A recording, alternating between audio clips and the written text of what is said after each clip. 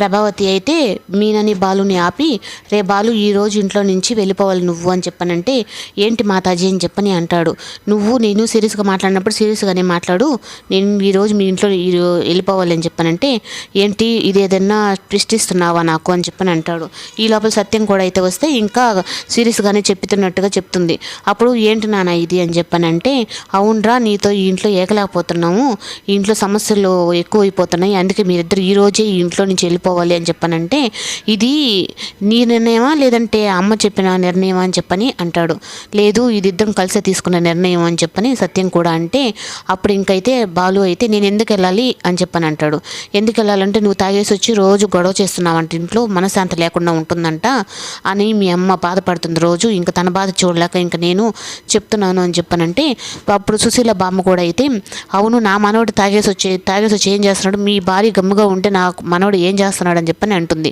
ఇంకా అలా మాట్లాడేసరికి ఇంకా సత్యం కూడా ఇంట్లో నుంచి వెళ్ళమని చెప్పినప్పుడు మీనా అయితే ఏడుస్తూ, అవును మామయ్య ఆయన చిన్నపిల్లోడు, మీరు ఇంట్లో సమస్యలు ఒక్కొక్కరు 40 లక్షలు మింగిన వాళ్ళు ఇంట్లో నుంచి పొమ్మని చెప్పకుండా మమ్మల్ని ఎందుకు ఇంట్లో నుంచి వెళ్ళమంటున్నారు అని అయితే అడుగుతుంది. అప్పుడు ఇంకా సత్యం అయితే ఏం మాట్లాడలేక అలాగే ఉంటాడు.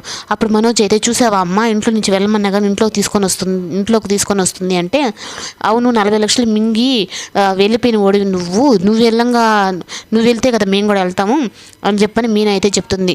అప్పుడు ఇంక ప్రభావతి అయితే, ఏంటి నువ్వు నా కొడుకు మీద ఎదురు తిరుగుతున్నావు అంటే, నేను ఎదురు తిరగట్లేదు అత్తయ్య, ఉన్న నిజాలు మాట్లాడుతున్నాను, ఆయన మనసు అతను అందరూ నా వాళ్ళే అనుకుంటాడు, కానీ అదే ఆయన తప్పు, ఏదో ఆయన చేసిన అందరూ మంచిగా ఉండాలని చెప్పి అనుకుంటే దాన్ని అందరూ మీరు చెడుగా చూసుకుంటున్నారు అని చెప్పని అయితే మాట్లాడుతుంది.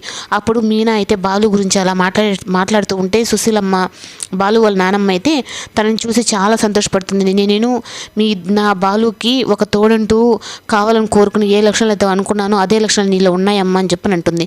ఇంకా బాలు అయితే ముందుకేసి, నేను ఇంట్లో నుంచి వెళ్తే వాడు కూడా ఇంట్లో నుంచి వెళ్ళాలి, అలాగే లేచిపోయినాడు కూడా ఇంట్లో నుంచి రావాలి అని చెప్పని బాలు అయితే కండిషన్ పెడతాడు. అప్పుడు సుశీలమ్మ కూడా అయితే, ఇదేరా మనవడా, నీ నోట్ల నుంచి నేను కరెక్ట్గా చెప్పావు, మిగతా వాళ్ళందరిని కూడా పంపిస్తే నా మనవడు కూడా వెళ్తాడని చెప్పని నేను అంటుంది. అప్పుడు మీనా దగ్గరికి అయితే వచ్చి, నువ్వు ఎట్టి పరిస్థితుల్లోనూ బాలుకి మాత్రం దూరంగా ఉండద్దమ్మా, తనని విడిచిపెట్టద్దు అని అయితే చెప్తుంది. లేదమ్మా, అవును నేను నా మనవరాలకి ఇచ్చిన చైన్ కూడా తీసుకున్నావంట కదా ప్రభావతి, అది నీ పుట్టింటి నుంచి తీసుకురాలేదు, నా మనవరాలకి నేను ఇష్టంగా ఇచ్చాను అని చెప్పానంటే, అప్పుడు రోహిణి వాళ్ళు కూడా నీ మనవరాలే కదా, వాళ్ళకి ఎందుకు ఇవ్వలేదు అంటే, నాకు నచ్చలేదు నేను ఇవ్వను, నాకు బాలు మీనా అంటేనే నాకు ఇష్టం, అందుకే నేను మీనాకే ఇస్తాను, దాన్ని అడిగి తీసుకోవాల్సిన అవసరం నీకేమి, ఇచ్చి నా చేయను అని చెప్పని ప్రభావతిని అయితే అంటుంది. వీళ్ళందరి మీద నేను అత్తగా ఉంటే నాకు మాత్రం ఈ మొగుడు తయారైంది, నేను వీళ్ళకి నాకు కొంచెం అత్త పెత్తనం చూపించాలనుకుంటే ఈమె నా మీద చూపిస్తుంటుంది, ఇప్పుడు ఏం చేయాలి, ఈమెని ఎలాగైనా ఇక్కడి నుంచి పంపించేయాలి, అప్పుడే వీళ్ళందరూ నా మాటకి నాకు ఉంటారు, ఇప్పుడు ఆయన కూడా నా మాట వింటున్నాడు అనుకుంటే మళ్ళీ వచ్చి తగలబడింది నాకు అని చెప్పని అయితే అంటూ ఉంటుంది. బాలు అయితే కరాఖండిగా చెప్పేస్తాడు, నేను ఇంట్లో నుంచి వెళ్ళాలి అంటే 40 లక్షలు మింగినోడు వెళ్ళాలి, అలాగే ఇంట్లో నుంచి లేచిపోయి పెళ్లి చేసుకున్నాడు వెళ్ళిపోవాలి, అప్పుడే మా నాన్న ప్రశాంతంగా ఉంటాడు అని చెప్పని అయితే చెప్పేస్తాడు.